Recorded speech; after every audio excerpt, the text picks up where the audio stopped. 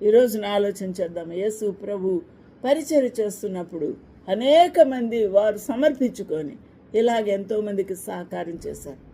ఎంతోమందికి వారు హెల్ప్ చేసిన వారుగా ఉన్నారు. ఈరోజున ఆలోచన చేయాలి. ఇంకొక విషయం మనం ఆలోచించేద్దాం. అక్కడ ఈ పేషెంట్ను తీసుకొని వెళ్ళిన తర్వాత లోపలికి రానివ్వకుండా ఆటంకపరిచింది ఎవరు?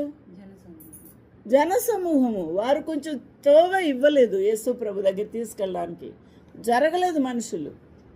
కాబట్టి యేసు ప్రభు సువార్త కార్యక్రమానికి, ప్రభు యొక్క పరిచర్యకు మనుషులే ఆటంకం. భక్తి పరులుగా తండోపతండాలుగా ప్రభు దగ్గరకు వస్తారు కదా, వాళ్ళే ఆటంకం. దేవుని యొక్క కార్యమునకు ఆటంక బండలుగా ఉన్నారు. మరి ఇంకొక గుంపు మనం చూస్తున్నాం ఇక్కడ. ఎవరు? శాస్త్రులు, పరిసయ్యులు. వీరెవరు? వేద పండితులు. ఈ వేద పండితులు దేవుడు చేస్తున్న, యేసు ప్రభు చేస్తున్న ఆశ్చర్యమైన కార్యములను చూసి ఓర్వలేక సనుగుతూ ఉన్నారు, చెవుల్లో కొరుక్కుంటూ ఉన్నారు. ఇలాంటి వారు కూడా జన సమూహాలుగా మధ్యలో దూరిపోయి చూస్తున్నారు, సీక్రెట్గా చూస్తున్నారు. ఎవరైనా గుర్తుపట్టేస్తే షేమ్ అయిపోతామేమో, అది ఒకటి వాళ్ళకి డౌట్ ఉంది. ఎందుకంటే వాళ్ళు మా సమాజ మందిరంలోనే ఉండాలి, ఇక్కడ యేసుప్రభు వెనకాల వస్తున్నారు కానీ గోతులు తీస్తున్నారు. ఆలోచన చేద్దాం. యేసు ప్రభు చేస్తున్న ఘనమైన కార్యములను చూసి ఓర్వలేని వారుగా వాళ్ళు ఉన్నారు. ఇక్కడ కూడా యేసు ప్రభు కొరకు నిలబడి దేవుని యొక్క పరిచర్య ఎవరైనా చేస్తుంటే ఓర్వలేని వారు బోల్డ్ మంది ఉంటారు. అలాంటి వారు ఎక్కడన్నా ఉంటారు. కాబట్టి వాటిని అందరినీ మనం పట్టించుకోకర్లేదు. దేవుని కార్యం చేయాలని పూనుకుంటే నడువంచుకొని వెళ్ళిపోవడమే, చేయడమే. కాబట్టి అటువంటి సమర్పణ ఉండాలి.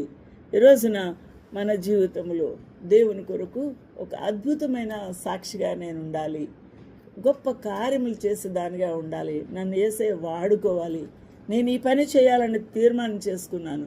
ఈ పని చేయటం విషయంలో నాకు ప్రభువే సహాయం చేయాలి అని మనము తీర్మానం తీసుకోవాలి. రాము హాస్పిటల్లో అడ్మిట్ అయ్యాడు.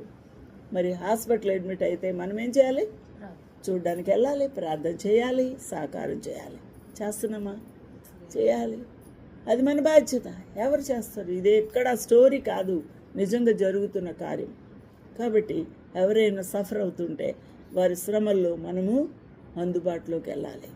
ఈరోజున ప్రభు మనకు సహాయం చేయాలని, ఆ విధమైన ప్రేరేపణ మనకు దేవుడు ఇవ్వాలి అని, ప్రతి వారి కష్టాల్లో మనం పాలు పంపులు పొంది దేవుని యొక్క ఆశీర్వాదాలు మెండుగా సంపాదించుకోవాలని మరి కోరుకుంటూ ఉన్నాను.